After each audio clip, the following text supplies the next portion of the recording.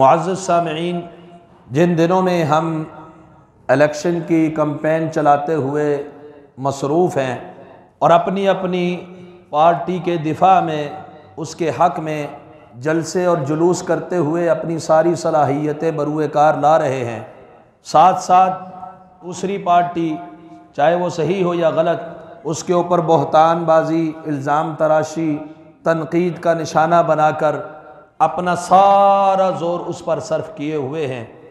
और दूसरी जानब हमें ये ख़बरें सुनने को मिलती हैं गज़ा, फ़लस्तीन, वो तो आप कई दहाइयों से सुन रहे हैं, अभी मौजूदा भी सूरत हाल, और फिर ये ताज़ा सूरत हाल बाबरी मस्जिद जो तारीख़ी मस्जिद है उस पर हिंदुओं की तरफ से मंदिर का क़याम।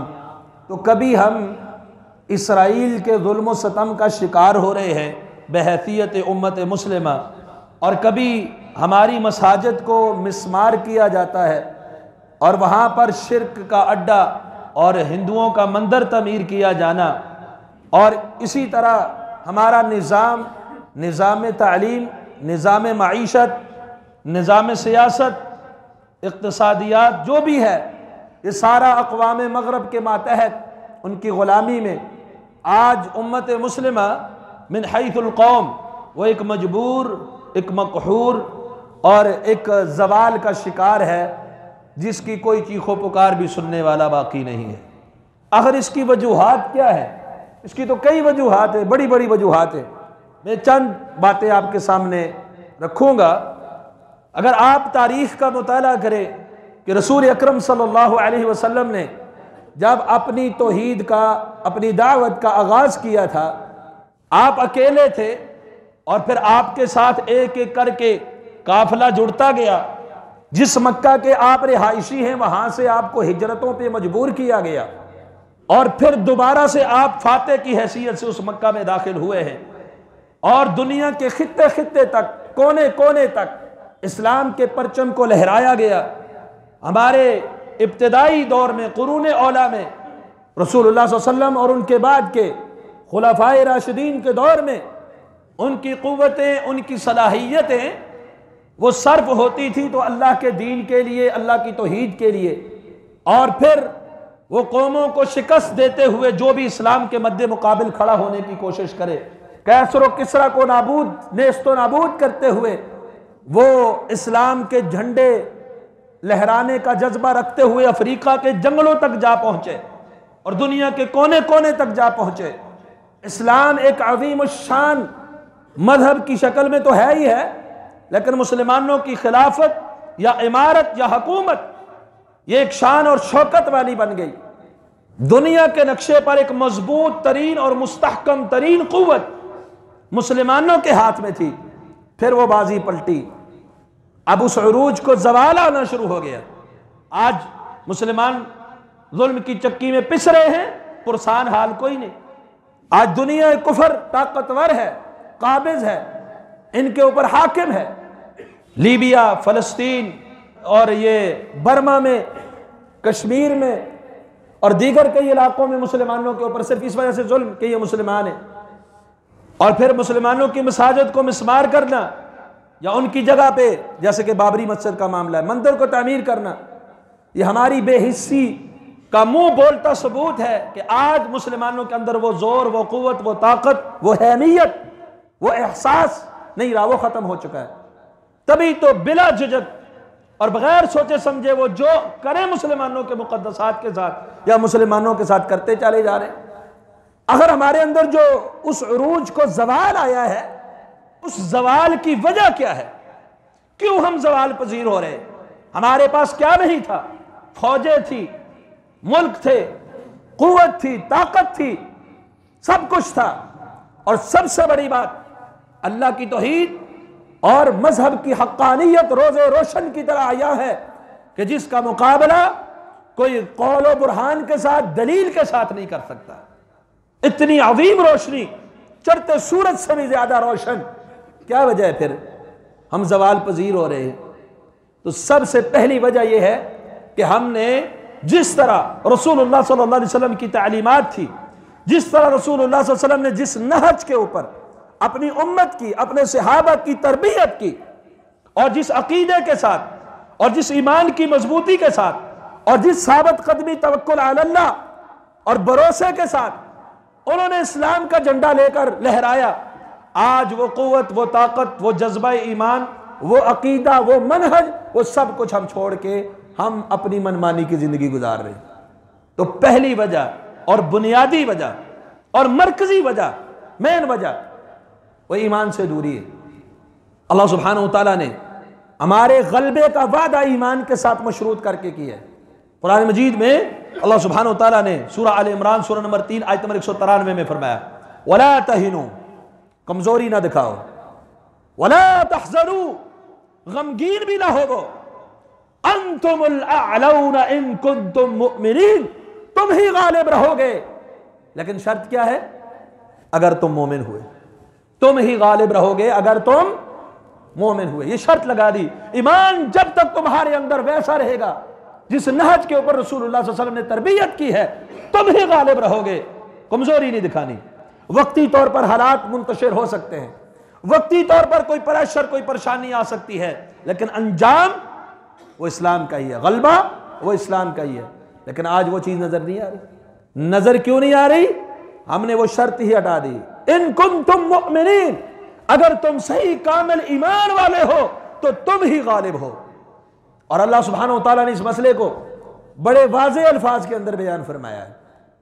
ये शर्त अल्लाह ने लगाई है। आजकल के कई लोग जो अपने आप को मॉडर्न या जदीद स्कॉलर समझते हैं और कुरान और हदीस से रहनुमाई नहीं लेते, वो अपने ख्यालात को वहां पर फिट करके शरीयत बना के पेश करते हैं। वो तो ये कहते वो नजर आएंगे, और नहीं, जिन्होंने तरक्की की उनके पास ईमान कहाँ है? आज के दौर की तरक्की, जिनके पास असबाब है, वसाइल है, उनके पास ईमान कहाँ है? वो तो नाफरमान है।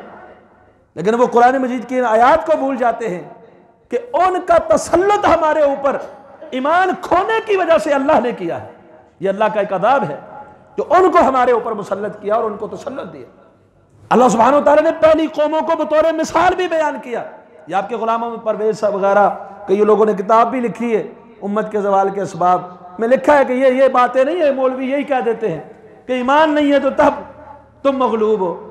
ईमान तो उनके पास भी नहीं है, अमल तो उनके पास भी नहीं है, बस उनके पास एक इंसाफ है, एक अदल है। तो अदल ईमान का ही तकादा है, इंसाफ ईमान का ही तकादा है, सच्चाई, सिद्क़ और अमानत ईमान का ही तकादा है। ईमान होगा तो ये चीजें होगी, ईमान नहीं होगा तो ये कहां से आएंगी? और जो उनका तसल्लुत है अल्लाह पर ईमान न होने की वजह के बावजूद भी, तो ये नहीं कि अल्लाह उनको उरूज दे रहा है, उनको तरक्की दे रहा है, अल्लाह उनको हमारे ऊपर मुसल्लत करके हमें अदाब दे रहा है। ये हमारे अपने गुनाहों करतूतों की वजह से वो हमारे ऊपर मुसल्लत। इस मसले को अल्लाह ने खोल कर बयान किया है। अल्लाह सुब्हानहु व तआला ने कुफर को जिल्लत का सबब करार दिया। ईमान ना होना क्या है? कुफर, और कुफर को जिल्लत का सबब करार दिया। अल्लाह सुब्हानहु व तआला ने फरमाया, ज़ुरिबत अलैहिमुज़ ज़िल्लतु ऐनमा सुक़िफ़ू इल्ला बिहब्लिम मिनल्लाहि व हब्लिम मिनन्नास व बाऊ बिग़ज़बिन मिनल्लाह ज़ालिका बिअन्नहुम कानू यकफ़ुरून बिआयातिल्लाह। ज़ुरिबत अलैहिमुज़ ज़िल्ला, जिन्हें किताब दी गई थी, अहले किताब, सूरह अल-बक़रा के अंदर उनकी मिसाल दी, अल्लाह ने उन पर जिल्लत मुसल्लत कर दी, वल मस्कना, मुहताजी मुसल्लत कर दी। आज हमारा वो हाल है, हमारी कोई वक़्त, कोई औकात ही नहीं है दुनिया में, मिन हैसुल कौम, और मोहताज हैं हम गैरों के। वगरना देख ले आपकी कौन सी चीज ऐसी है जो आप गैरों से बेनियाज हैं। ज़ुरिबत अलैहिमुज़ ज़िल्लतु वल मस्कना, जिल्लत और मस्कनत, मोहताजगी हमने इन पर मुसल्लत कर दी, और वो अल्लाह का गजब लेकर लौटे। अब अल्लाह ताला ये फरमा रहे, ये किसी स्कॉलर की बात नहीं है, ना जदीद ना कदीम। जिल्लत और मोहताजगी क्यों आई? ज़ालिका बिअन्नहुम कानू यकफुरून बिआयातिल्लाह, इसलिए कि वो अल्लाह की आयात के साथ कुफर करते थे, इनकार करते थे। तो ईमान का ना होना ये जिल्लत का क्या है? सबब है। ईमान सबसे ज्यादा किस चीज से खत्म होता है? एक तो ये ना, ये माना ही नहीं किसी ने। एक वो है जो अब मान रहा है, लेकिन ये कैसा ईमान है हमारा? हर दरख्त के आगे झुक रहे हैं, हर कब्र के आगे झुक रहे हैं, हर पत्थर को सजदा रेज, दर दर के आगे झुकने वाले हम। यह भी जिल्लत का सबब है, क्योंकि ईमान खत्म हो गया, ईमान खोखला हो गया। अमन वाले कौन थे? अल्लज़ीना आमनू वलम यलबिसू ईमानहुम बिज़ुल्मिन। अमन वाले वो हैं जिन्होंने ईमान लाने के बाद जुल्म को, सूरह नाम में अल्लाह ताला ने फरमाया, उसके साथ नहीं मिलने दिया, खल्त मल्त नहीं होने दिया। उलाइका लहुमुल अमन, ये अमन वाले, व उलाइका हुमुल मुहतदून, ये हिदायत वाले। कहा अल्लाह के रसूल, अय्युना लम यज़लिम नफ्सा, ईमान के साथ जुल्म खल्त मल्त ना हो, ये कौन है? कौन है हम में से जो जुल्म ना करता हो? जुल्म तो हो जाता है। अय्युना लम यज़लिम नफ्सा, अब इससे मुराद आम जुल्म नहीं है, इससे मुराद क्या है? इन्न शिर्क लज़ुल्मुन, शिर्क करना ईमान खोखला करता है और जिल्लत मुसल्लत हो जाती है। इसकी भी मिसाल अल्लाह सुब्हानहू तआला ने बयान फरमाई। अल्लाह सुब्हानहू तआला सूरह आराफ सूरह नंबर 7 आयत नंबर 152 में फरमाते हैं यहूद के बारे में।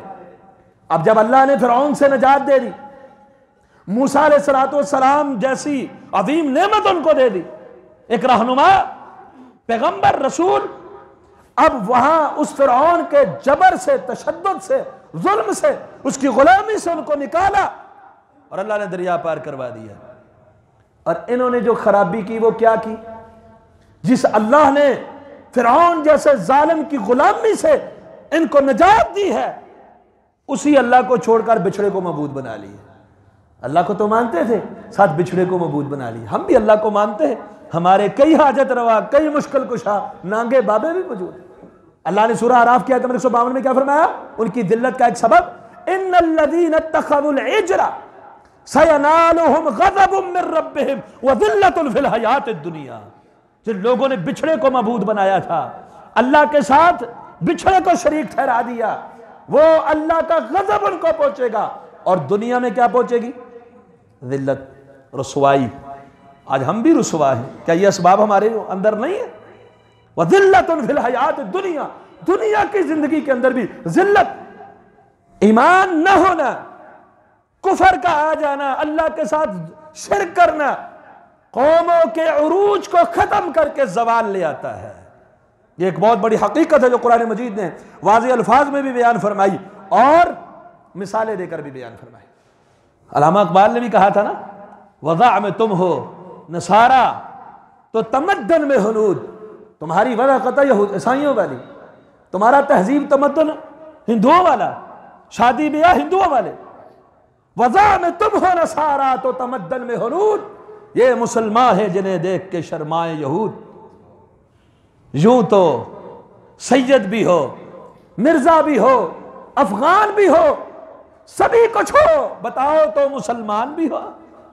यूं तो सब कुछ हो, क्या इस्लाम भी है? वो ईमान भी तुम्हारे अंदर मौजूद है। तो मुस्तहकम और मजबूत होने के लिए मजबूत ईमान की जरूरत है, मजबूत ईमान की। बाकी अक़वाम का इत्तेहाद रंग की बुनियाद पर, मुल्क की बुनियाद पर, इलाके और वतन की बुनियाद पर, जुबान की बुनियाद पर, उनके अंदर लिसानियत है, वतनियत है और कौमी आसबियत है, कबाइल की आसबियत है। लेकिन मुसलमानों में, चाहे वो कुरैश के अबू बकर हो या रूम के सुहेब हो या हबशे के बिलाल हो, रंग नहीं, नस्ल नहीं, वतन नहीं, कौम नहीं, इसका जो इत्तिहाद है, इत्तिफाक है और जिस पर एक दूसरे का जमईयत का मुस्तहकम होना है, वो क्या है? ला इलाहा इल्लल्लाह, ईमान है। ये अल्लामा इकबाल ने भी कहा था, कुव्वत मजहब से मुस्तहकम है जमईयत तेरी, तेरी जमईयत मजहब के साथ मुस्तहकम हो सकती है, लिसानियत के साथ, कौमियत के साथ नहीं। तो ये ईमान है, ये इस्लाम है। और फिर हमारा इस्लाम कैसा है? या तो उसमें अल्लाह के साथ शिर्क है, अल्लाह पर कोई तवक्कुल भरोसा नहीं, या अपनी मर्जी की शरीयत है, अपनी मर्जी की मन मानी। यह भी एक सबब अल्लाह ने बयान फरमाया जिल्लत का, यह भी एक सबब बयान फरमाया। अब कुरान मजीद का मुताला करें, सूरह बकरा सूरह नंबर 2 आयत नंबर 85 में अल्लाह सुब्हानहू तआला ने अहले किताब के बारे में फरमाया, थुम्मा अंतुम हाउलाई तक़तुलून अनफुसकुम, फिर तुम वो थे जो अपनों को कत्ल करते थे। हमारे भी अपनों को कत्ल करते हैं ना। थुम्मा अंतुम हाउलाई तक़तुलून अनफुसकुम व तुखरिजून फरीक़म मिनकुम मिन दियारिहिम, और एक गिरोह को तुम उनके घरों से निकलने पर मजबूर करते थे, घरों से निकालते थे। तज़ाहरून अलैहिम बिल इस्मि वल उद्वान, गुनाह और सरकशी में उनके खिलाफ तुम गैरों की मदद करते थे। वही यातूकुम उसारा, और जब तुम्हारे पास कैदी आते थे, तुफादूहुम, तुम उनको फिदिया दे के छुड़ाते थे। वहुवा मुहर्रमुन अलैकुम इखराजुहुम, हालांकि उनको फिदिया दे के छुड़ाते तो थे लेकिन उनको घरों से निकालना भी तो अल्लाह ने हराम किया हुआ था। अफतुमिनून बिबअदिल किताबि व तकफुरून बिबअद, क्या तुम किताब के बाज़ हिस्से पर ईमान लाते हो और बाज़ का इनकार करते हो? किताब की अपनी मर्जी की बात को मान लेते हो और अपनी मर्जी की इनकार कर देते हो। वमन यफ़अल ज़ालिका मिनकुम, ये काबिल तवज्जो बात, तुम में से जो कोई ऐसा करेगा, मनमानी शरीयत, अपनी मर्जी का इस्लाम, इल्ला हिज़्युन फिल हयातिद दुनिया, अल्लाह दुनिया में उसको क्या कर देगा? जलील कर देगा, रुसवा कर देगा। अब इस आयत का पसे मंजर और मिसाल भी समझिए। अल्लाह ताला ने खुलासा इस आयत का ये है, उनको क्या कहा था कि तुमने नाहक खून नहीं बहाना अपनों का, या किताब यहूद को यह हुक्म दिया, खून नहीं बहाना। फरमाया ना तुम अपनों को कत्ल करते थे, फरमाया आपस में नाहक खून नहीं बहाना। दूसरा, अपने लोगों को घरों से नहीं निकालना कि वो हिजरतों पर मजबूर हो या घरों से निकले, उनको मारो, उनके माल कर लूट लो। और फिर एक हुक्म उन पर यह भी था कि अपनों के खिलाफ दूसरों की मदद नहीं करना। तुम्हारे यहूदी हैं, तुम्हारे हम अकीदा हम मजहब हैं, अब तुमने अपने किसी यहूदी के खिलाफ किसी और कौम के साथ मिलकर जंग नहीं करनी, मदद नहीं करनी। तीन चीजें हो गई। चौथी चीज, अगर तुम्हारा कोई कैदी हो जाए यहूदी, उसको फिदिया देके छुड़ा देना। अब यहूदियों ने क्या किया? मदीना में यहूदियों के 3 कबीले थे, बनु कैनुका, बनु नजीर और बनु कुरैजा। और बुत परस्त मुशरक 2 कबीले थे, ये यहूदी नहीं थे, एक औस और दूसरा खजरज। तवज्जो फरमाइएगा, बात समझिएगा।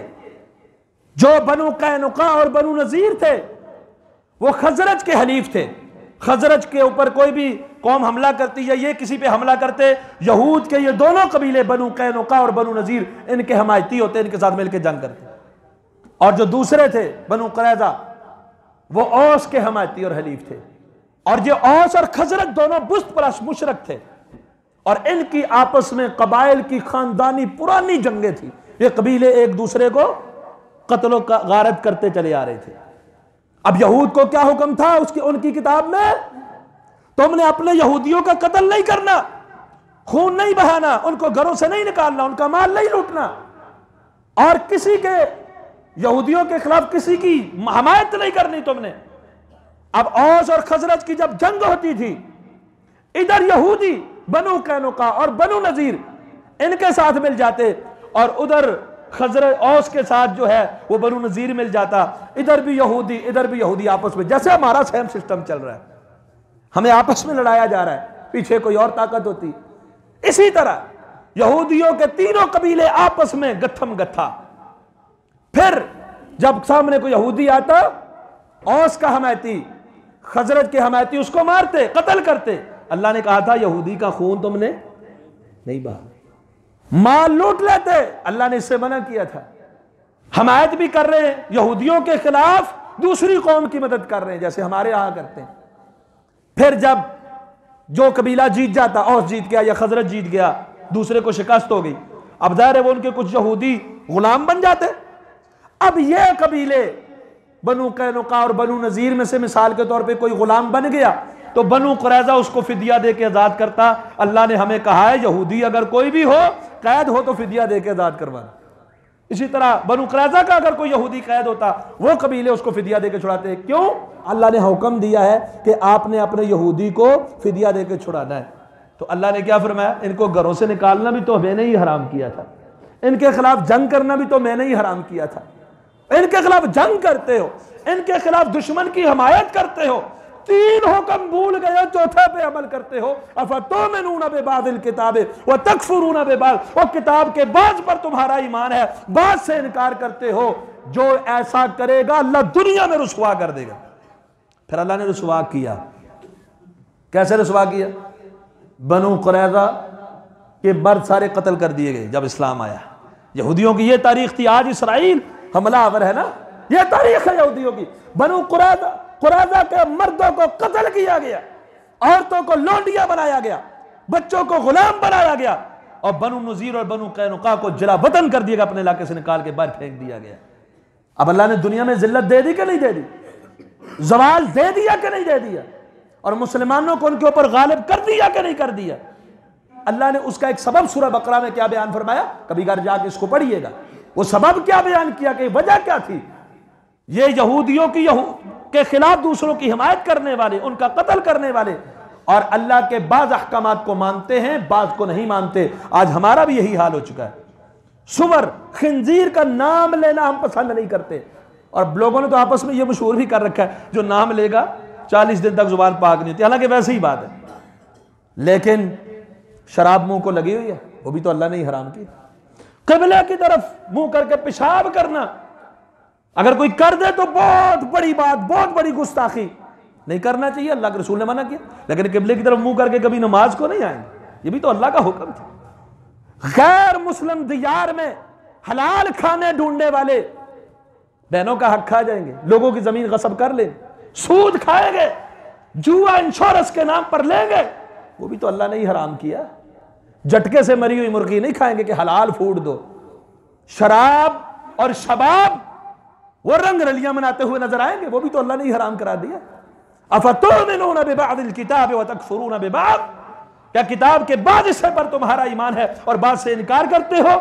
जो अपनी मनमानी की शरीयत मानेगा, मर्जी का हुक्म है तो मान लूंगा, मर्जी का नहीं है तो नहीं मानूंगा, नहीं अमल करूंगा। जैसे हमारी गमियां हैं, जैसे हमारी शादियां हैं, जैसे हमारे मुआशरे के दीगर रसूम और रिवाज है, वहां हम शरीयत को पसे पुश डाल देते हैं। अल्लाह फरमाते जो ऐसा करेगा, वमन यफअल ज़ालिका मिनकुम इल्ला खिज़्युन फिल हयातिद दुनिया, अल्लाह दुनिया के अंदर भी रुसवाई देगा। आज उम्मत मुस्लिमा को जवाल क्यों है? मनमानी की शरीयत। हालांकि जो लोग जिन्होंने उरूज पाया, जो बुलंदियों को छू कर गए, जिन्होंने हुक्मरानी की और जमीन को अदल और इंसाफ से भरा, वो लोग अपनी इज्जत कहां ढूंढते थे? उनके अंदर क्वालिटीज क्या थी? वो साफ क्या थे? इमाम हाकिम अल मुस्तदरक के अंदर रिवायत लाए हैं, हदीस नंबर 207 है। शेख अलबानी अलैहि ने सिलसिलतुल अहादीस सहीह में इसको सही करार दिया।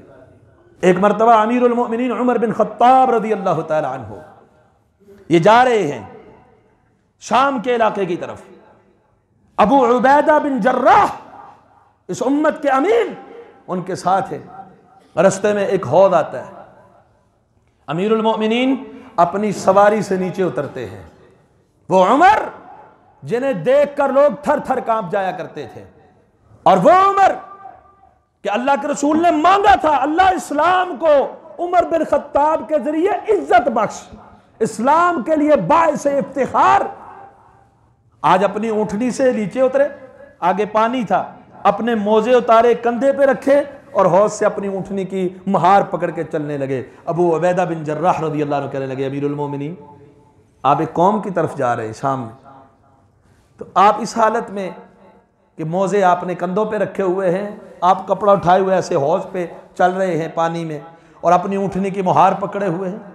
यानी कहने का मतलब था कोई शाही ठाठ बात, शान शौकत होनी चाहिए, प्रोटोकॉल होना चाहिए।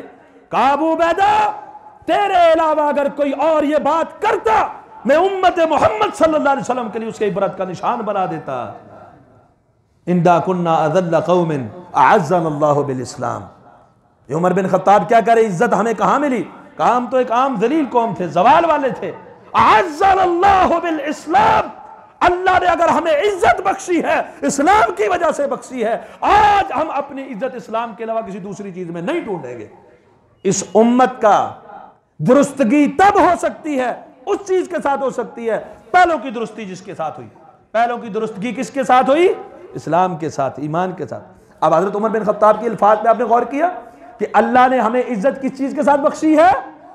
आज भी इस्लाम को नाफिज कर लें, आज भी सच्चे मुसलमान बन जाए, आज भी अल्लाह की हाकमियत के, तौहीद के, उलूहियत के डंके बजा दे, इस्लामी कानून का निफाज हो। हर शख्स वैसा ना हो जैसी खुद गर्दी हमारे यहां फैली हुई है। हवा ऐसी चली है कि हर शख्स सोचता है सारा शहर जले मगर मेरा घर ना जले। हर एक को अपनी पड़ी हुई है, कहता सारा शहर भावें आग लग जाए, हमें कुछ लाओ बस।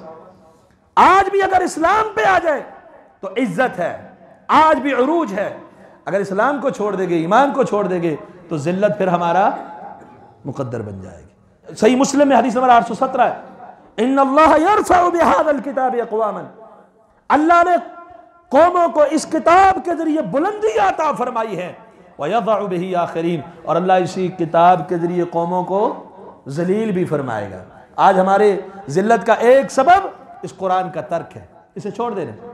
हमारी अदालतों में इस कुरान के मुताबिक फैसले होते हैं, हमने इसे सिर्फ दुल्हन गुजारने के लिए रखा हुआ है, या इसको हमने चूमने और सीने से लगाने के लिए रखा हुआ है, या इसके तवीज घोल के पीने के लिए हमने रखा हुआ है, या कोई मर जाए तो हीले और वसीले के लिए रखा हुआ है, या फिर कोई मामला हो जाए किसी का तो कसमें और कुरान करने के लिए रखा हुआ है, या किसी का किसी पे इल्जाम हो तो कुरान में चीज रख के रखा हुआ है।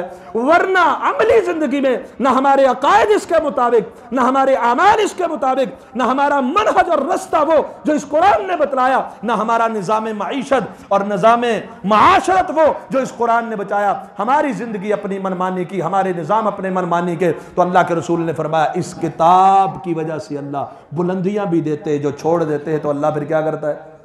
आज हमने छोड़ दिया कुरान, आज ये वजह बन गई। और यही बात इब्ने माजा में हदीस नंबर 4019 है, पिछले जुमे में भी मैंने आपको उस हदीस के इब्तदाई टुकड़ा बयान किया था कि ये चीजें जब आ जाएंगी तो फिर ये इन अजाबों के अंदर तुम मुब्तला हो जाओगे। उनमें से आखिरी चीज क्या बयान फरमाई थी? 5वीं, मालम तहकुम अइम्मतुहुम बिकिताबिल्लाह, ये अल्लाह की किताब बुनियादी सिलेबस होना चाहिए। जब तक तुम्हारे हाकिम अल्लाह की किताब के मुताबिक फैसला नहीं करेंगे, अल्लाह आपस में लड़ा रहेगा। आज क्या है? आज पार्टीबाजी है, सियासी फिरकों में हम बटे हुए हैं, मजहबी फिरकों में हम बटे हुए हैं। इत्तिहाद इत्तिफाक नाम की कोई चीज नहीं है। कबायली तौर पर भी हम बटे हुए हैं, लिसानी तौर पर भी हम बटे हुए हैं। आज हमारे अंदर इफ्तिराक ही इफ्तिराक है और कहीं पर भी इत्तिहाद और इत्तिफाक नजर नहीं आता। तो इसलिए फरमाया जब तक आइम्मा हुक्मरान अल्लाह की किताब को नाफिज नहीं कर लेते तब तक आपस में लड़ते ही रहेंगे। अल्लाह दुश्मनों को इनके ऊपर मुसल्लत कर देगा। आज दुश्मन हमारे ऊपर मुसल्लत है। तो ये चंद चीजें मैंने आपके सामने रखी हैं जो कौमों के जवाल के असबाब है। आज हमारी जिल्लत और हमारे जवाल का भी यही सबब है। अल्लाह हमें फिर से वो अरूज अता फरमाए जो कुरून उला के अंदर मौजूद था। अल्लाह हमें भी ऐसा हाकिम अता फरमाए जो इस्लाम को मानने वाला और उसको फैलाने वाला और अमली ज़िंदगी में उसको नाफिज करने वाला हो। हमारी तरक्की का हाल सिर्फ यही है। हमारी तरक्की का हाल ये नहीं है कोई कहता है मुझे अपने आप को पेश कर कहता है मैं ही तुम्हारा वाहिद हाल हूँ, मुझे चुन लो, मैं 5 साल जो है वो लूट मार करूंगा, मुझे चुन लो। दूसरा कहता नहीं 5 साल के लिए मुझे चुनो। तीसरा कहता नहीं 5 साल के लिए मैं पेश होता हूँ, हल मैं हूं। नहीं, हल ये है, ये अल्लाह की किताब हल है। जब ये नाफिज हो जाएगी, जब ये हमारे अमल में आ जाएगी, अमली जिंदगी के अंदर उरूज फिर मिलेगा, ये जवाल, ये पस्तियां, ये जिल्लतें फिर खत्म होंगी। वगरना आज हालत आपके सामने है। बाबरी मस्जिद का मामला, फ़लस्तीन का मामला, गज़ा का मामला और दीगर मुसलमानों को जो पेश आमदा मसाइल हैं, सूद में हम जकड़े हुए हैं, हमारे ख़जाने गैरों के कब्ज़े में हैं, हमारा सब कुछ उनके हाथों में है, हमारा निज़ाम उनके मातहत है। अल्लाह हमें महफूज फरमाए, अल्लाह हमारी गैबी तौर पर मदद फरमाए, अल्लाह हमारे गुनाहों को मुआफ़ फरमाए, अल्लाह हमारे हाल पर रहम फरमाए। कुल कौली हादा अस्तग़फिरुल्लाह ली व लकुम व लिसाइरिल मुस्लिमीन वल्हम्दुलिल्लाहि रब्बिल आलमीन।